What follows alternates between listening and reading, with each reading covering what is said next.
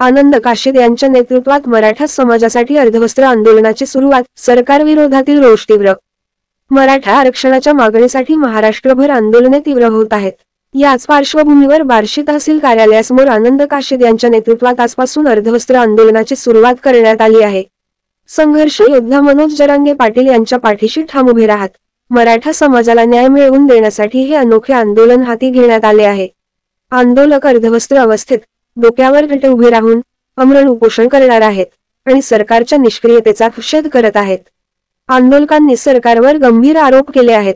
त्यांचे म्हणणे आहे की सरकारने मागील 1 वर्षात मराठा समाजाला नादी लावून फसवून आणि समाजात फूट पाडण्याचा प्रयत्न केला आहे. यामुळे केवळ समाजात असंतोष पसरला नाही तर विविध प्रकारे मराठा समाजाला त्रास दिला आहे. संघर्ष योद्धा मनोज जरांगे पाटील यांना छळल्याचा आरोपही आंदोलकांनी केला. आनंद काशीद यांनी यावेळी स्पष्टपणे सांगितले की जरांगे पाटलांच्या उपोषणाच्या काळात काही विपरीत घडल्यास त्याची जबाबदारी सरकारवर राहील. महाराष्ट्रातील जनतेला शंका येत आहे की सरकार या आंदोलनाकडे दुर्लक्ष करत आहे का? आंदोलकांनी सरकारकडे ठामपणे मागणी केली की चळे बंद करा आणि मराठा समाजाला तातडीने न्याय द्या. या आंदोलनात सुधाकर जाधव, शाहूराजे गलांडे, विक्रम घातिडक, अविनाश लोंढे, बालाजी डोईफोडे, पांडुरंग घोल, मनोज शिंदे, भीमराव गंदुरे, विशाल चिपडे, बालाजी सटाले यांसारख्या मराठा नेत्यांनीही सहभाग नोंदवला. मोठ्या संख्येने मराठा बांधवांनी हजेरी लावून या आंदोलनाला पाठिंबा दिला.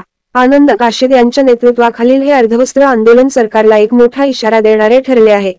मराठा समाजाच्या न्यायासाठी सुरू असलेल्या या लढ्याला आता संपूर्ण महाराष्ट्राचा पाठिंबा मिळत आहे आणि आंदोलनकर्ते आपले हक्क मिळवण्यासाठी ठाम आहेत.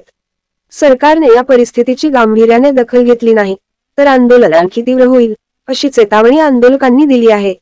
आता पुढील काही दिवसांत या आंदोलनाचे रूप काय असेल आणि सरकार कसा प्रतिसाद देणार याकडे संपूर्ण राज्याचे लक्ष लागले आहे.